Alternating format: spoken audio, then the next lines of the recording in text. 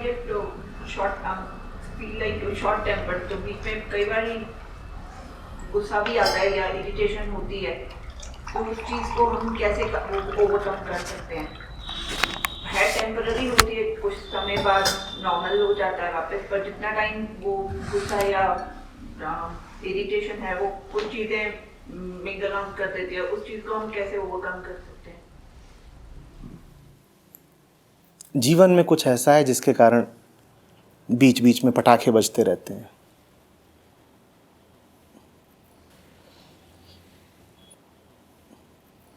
रसोई में कुकर की सीटी क्या लगातार बजती है? बीच बीच में ही बजती है, पर दबाव तो उसके भीतर बहुत देर से बढ़ रहा होता है ना। तो क्रोध का प्रदर्शन ऐसा ही है कि कुकर की सीटी बज गई। कुकर की सीटी बज गई, इसका क्या ये अर्थ है कि ठीक उसी समय कुछ हुआ है कुकर के भीतर? नहीं। अगर सीटी बजी है तो इसका मतलब पीछे काफी देर से आग लगी हुई थी, कुछ उबल रहा था, दबाव तनाव बढ़ रहा था, फिर अकस्मात सीटी बज जाती है। तो जीवन में ही कुछ ऐसा मौजूद है जिसके कारण किन्हीं किन्हीं मौकों पर क्रोध आ जाता है, और जब तक वो मूल कारण मौजूद रहेंगे क्रोध आता रहेगा। क्रोध जानती है ना क्या है? अपूरित कामना क्रोध बन के सामने आती है। कुछ चाह रहे हैं जो हो नहीं रहा, तो क्रोध। कामना न हो तो क्रोध हो नहीं सकता।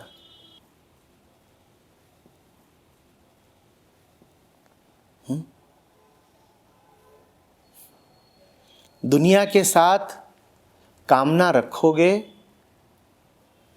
दुनिया तुम्हारी कामनाएं पूरी नहीं कर पाएगी, गुस्सा आएगा ही आएगा।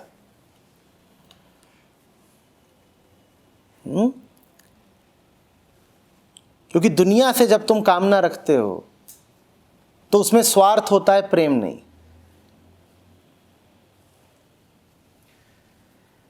जब दुनिया से कुछ पाना चाहते हो तो अपने लिए पाना चाहते हो ना। अपने लिए कुछ पाना चाहते थे, मिला नहीं, तो क्रोध आएगा।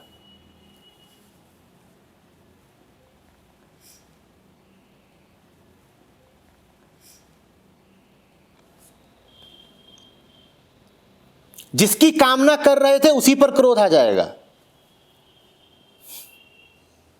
जिससे चाह रहे थे उस पर देखा है कितना क्रोध आता है? सबसे ज्यादा तो उसी पर आता है जिससे चाहा। और एक दूसरी कामना भी होती है जो स्वार्थवश नहीं होती, प्रेमवश होती है। उसमें अपने लिए नहीं मांगा जाता।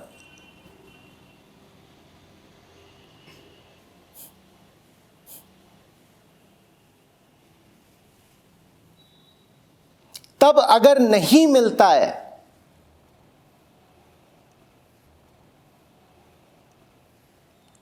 तो साधना और गहराती है, क्रोध नहीं आता।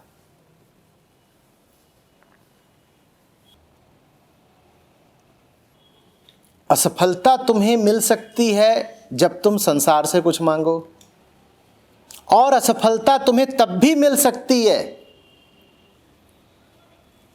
जब तुम परमात्मा को मांगो।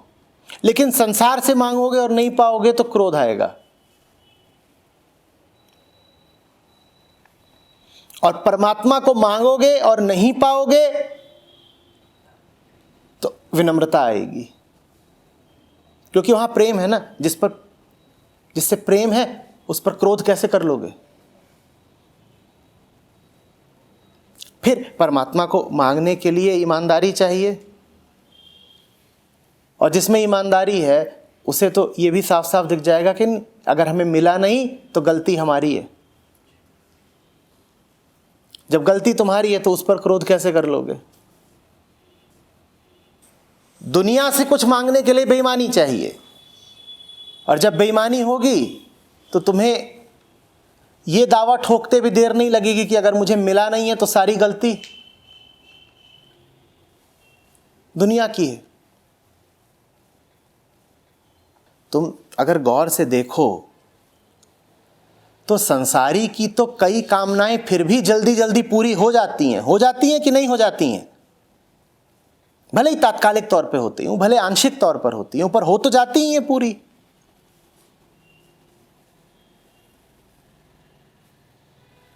तुम्हें नए कपड़े चाहिए, कामना पूरी हो जाएगी, कोई विशेष अड़चन नहीं है कि है। तुम्हें इज्जत चाहिए, तुम कुछ यत्न करके अपनी कामना पूरी कर सकते हो। तुम्हें कुछ खाना है, कामना पूरी हो जाएगी। आदमी चाहिए, औरत चाहिए, तुम ये कामना भी पूरी कर ही लेते हो। आसान मामला। उनकी सोचो जो उसकी कामना रखते हैं। साधक की कामना तो बड़ी मुश्किल से पूरी होती है। साधक की कामना तो साधक के मिटने के साथ पूरी हो जाती है। तो ऐसे में तो साधक को क्रोध और चिड़चिड़ाहट से भरा हुआ होना चाहिए था, पर ऐसा नहीं पाया जाता।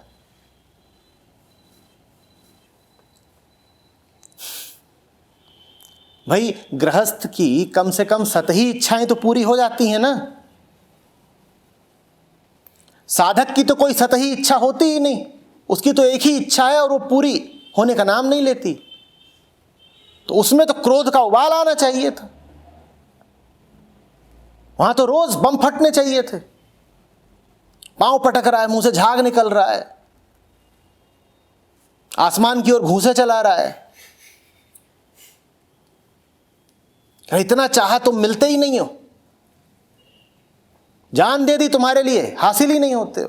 ऐसा तो देखने में नहीं आता। अब ये बात रोचक होती जा रही है।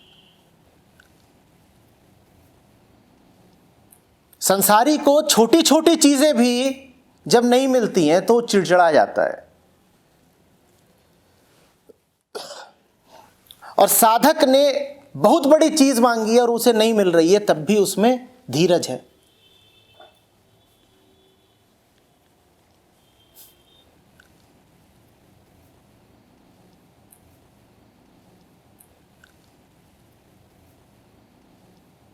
संसारी की सफलता से कहीं ज्यादा बड़ी है साधक की असफलता।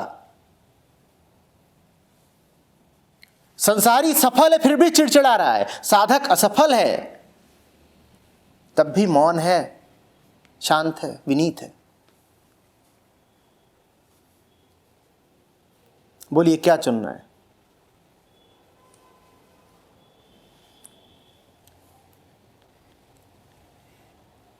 सस्ती सफलता या परम असफलता?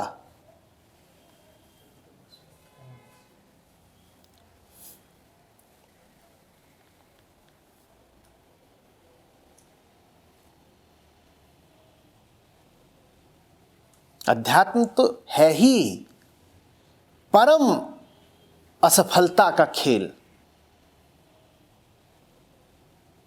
जो पूरे तरीके से असफल होने को तैयार हो गए हों, जो बिल्कुल तैयार हो गए हों कि मिलने तो वाला नहीं लेकिन फिर भी हम जुटे रहेंगे, उन्हीं के लिए है अध्यात्म।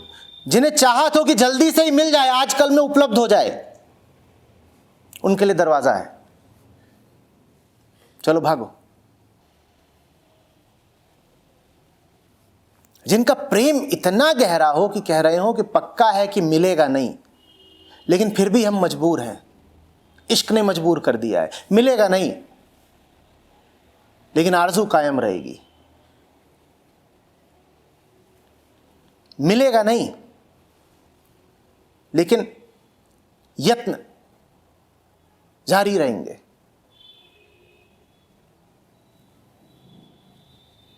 उनके लिए है अध्यात्म।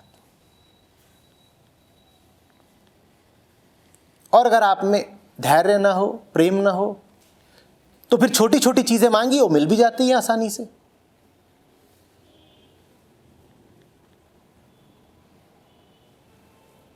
चश्मा देना,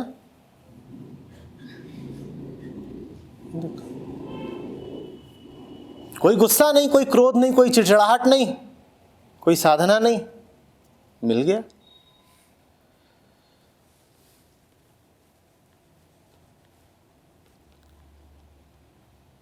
कितनी आसानी से मिल गया। अब दिक्कत बस छोटी सी एक है, 10 बार इससे मांगूंगा तो 10वीं बार इनकार कर देगा, फिर फटूंगा। कितनी सस्ती चीज, लेकिन ये भी संसार मुझे मेरी इच्छा अनुसार दे नहीं पाएगा। तुम छोटी से छोटी चीज भी संसार से मांगो, एक मुकाम आएगा जब संसार मुकर जाएगा और फिर तुम फटोगे।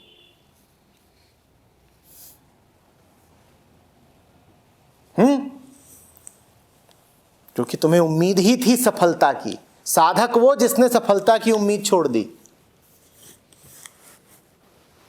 वगैरह मिलने तो वाला कुछ है नहीं। ये खेल ही जीतने वाला नहीं है। यहां तो खेल शुरू होता है हमारी हार से, नतीजा पहले घोषित होता है, खेल बाद में शुरू होता है। नतीजे में बता दिया जाता है आप हार चुके हैं, अब आप खेलें। तो जो ऐसा खेलने को तैयार हो वो उतरे। अब उन्हें गुस्सा आएगा ही नहीं। क्यों? क्योंकि गुस्सा तो हार पर आता है, ये तो पहले ही हारा हुआ है।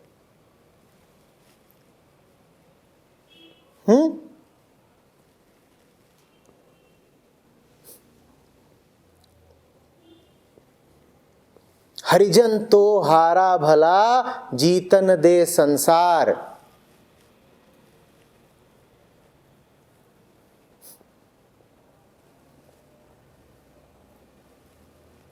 जीतन वाले बही गए, जो हारा सो पार।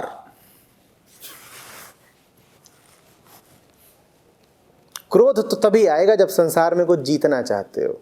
कबीर साहब कह रहे हैं तुम हारो, संसार को जीतने दो। ये ललक ही छोड़ दो कि हमें विजेता होना है। हरिजन तो हारा भला, जीतन दे संसार।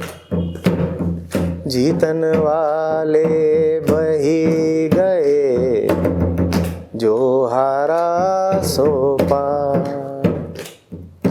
अब गुस्सा आ रहा है? हार पे गुस्सा आता है ना, पहले ही हार जाइए।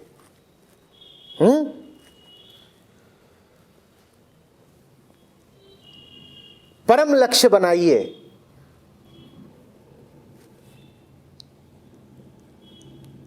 छोटे छोटे लक्ष्यों की कामना अपने आप छूटेगी। छोटी चीजों की कामना छूटी नहीं कि फिर कामना जनित क्रोध भी छूट गया।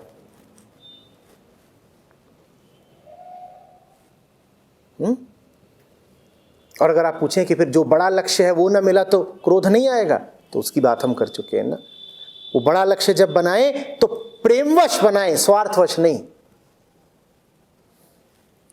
और प्रेम कहता है भले ही हार चुके हो लेकिन छोड़ तो नहीं सकते ना। क्यों नहीं छोड़ सकते? प्रेम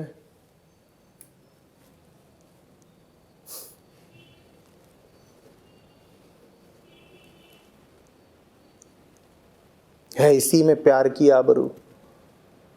वो जफा करें हम वफा करें। प्यार की आबरू ही इसी में है कि अगर बेवफा से भी प्यार हो गया हो तो तुम अपनी ओर से वफा निभाते रहो।